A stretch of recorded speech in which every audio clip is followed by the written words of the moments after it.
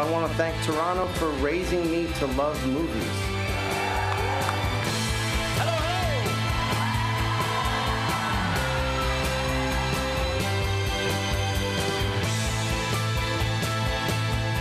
Everyone has a big imagination.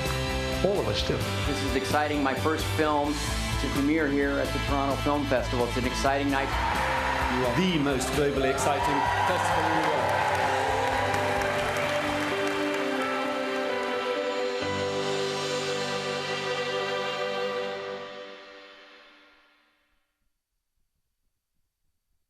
It's, you know, it's a collaboration. I think the movie isn't just about celebrity, really. You know, I mean, there are no scenes of paparazzi. There's no red carpet scenes. You know, it's really a lot of it is family drama. And although it's set in Hollywood, yes, and yes, the desperation for identity and recognition is there, and it's highlighted because it's movie making and so on. I think it translates into, it could have been a story about Silicon Valley or Wall Street or any other really intense business that encourages, you know, desperation and ambition and fantasy and deception and all of that stuff. So I think those universals are really pretty prominent, you know. The family stuff is family stuff. What was terrifying for me was the conversation with the agent where she says all the things to comfort the actress as to why she hasn't had a role, and my agent has said all those things to me. And what's even sadder is that I believed them. So to see it all transcribed verbatim by Bruce was a bit of a salutary moment for me. It's always fun. Sorry to have called you the kid. Reading the script was the funnest part, I think. It was hilarious. Just, you know, reading what this kid did and what he's been doing and how he's changing throughout. And I think he's the only character that actually gets better by the end of the film. But he dies, so I don't know. In many ways, this movie is kind of a fever dream. And it is, you know, in many ways about ghosts. And I do understand and agree with David that those ghosts have to be very specific. But yeah, that is, I live in a haunted world in my head, you know what I mean?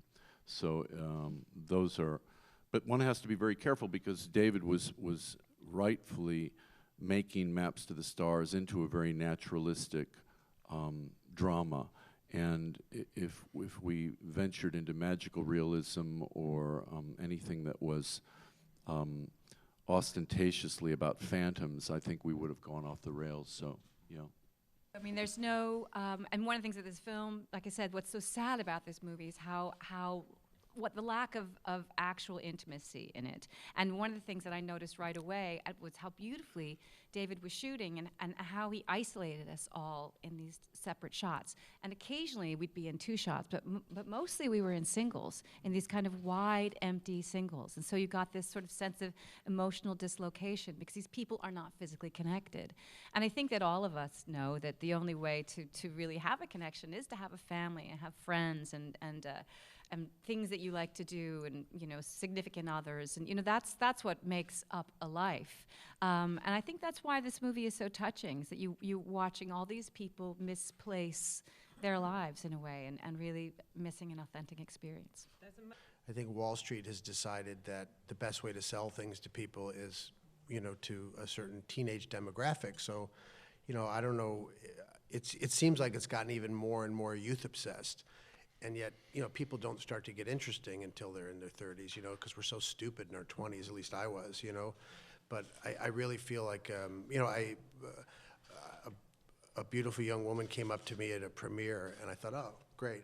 And she goes, you're my mom's favorite actor. And, you know, that was kind of a hard one to take, but, you know, the point was taken. It's like everything's getting younger and younger and younger, and then you see like these models, and you think, I don't know if this is like kiddie porn or like a Cosmo cover. It's like 18-year-olds. So Hollywood just is getting so youth obsessed too.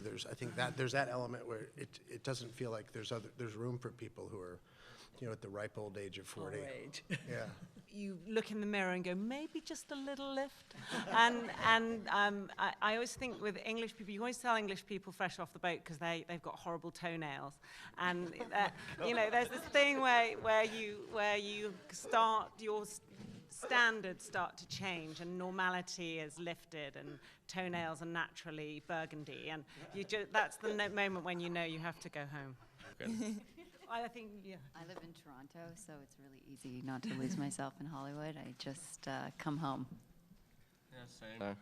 The funny thing is that no one up here actually lives in Los Angeles except Bruce. Yeah. I live in Bruce, Waterloo. how are you?